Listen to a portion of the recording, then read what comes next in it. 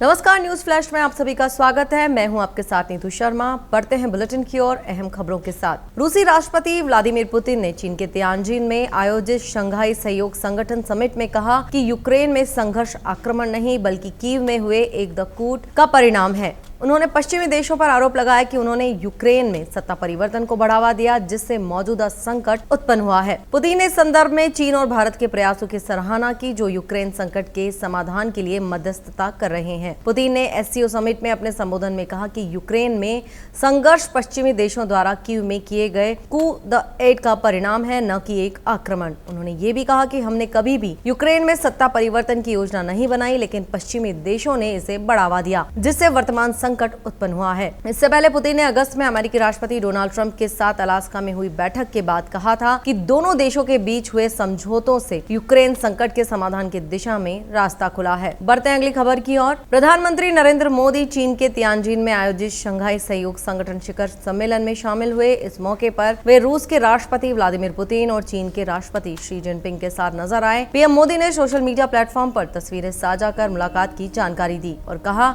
Tianjin में बातचीत का सिलसिला जारी है। राष्ट्रपति पुतिन और राष्ट्रपति शी के साथ विचार विमर्श किया। एससीओ शिखर सम्मेलन में आतंकवाद, अलगाववाद और उग्रवाद जैसी चुनौतियों से निपटने पर जोर रहेगा।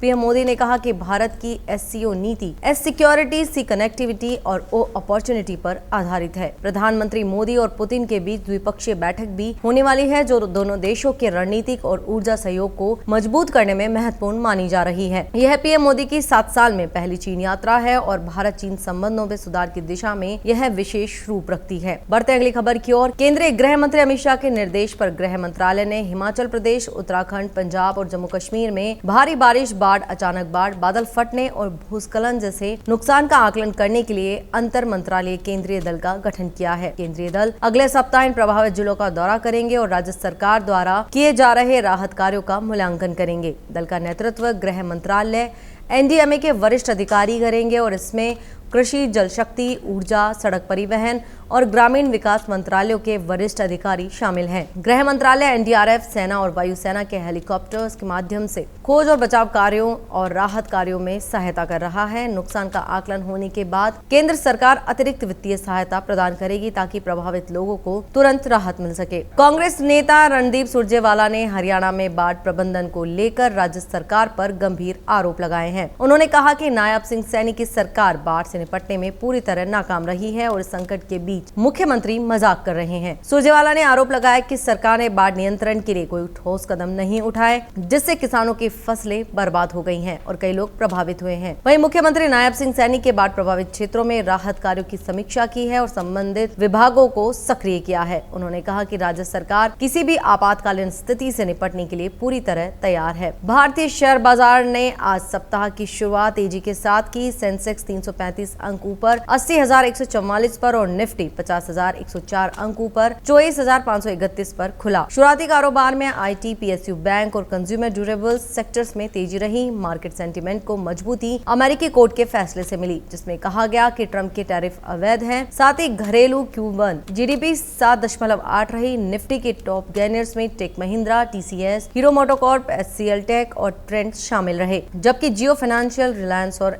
HUL टॉप लूजर रहे। नजर डालते हैं मौसम से संबंधित खबरों की ओर। राजस्थान में भारी बारिश का दौर जारी है। कल हनुमानगढ़, सवाई माधोपुर, दौसा, सीकर, बीकानेर, झालावाड़ समेत कई जिलों में झमाझम बारिश हुई।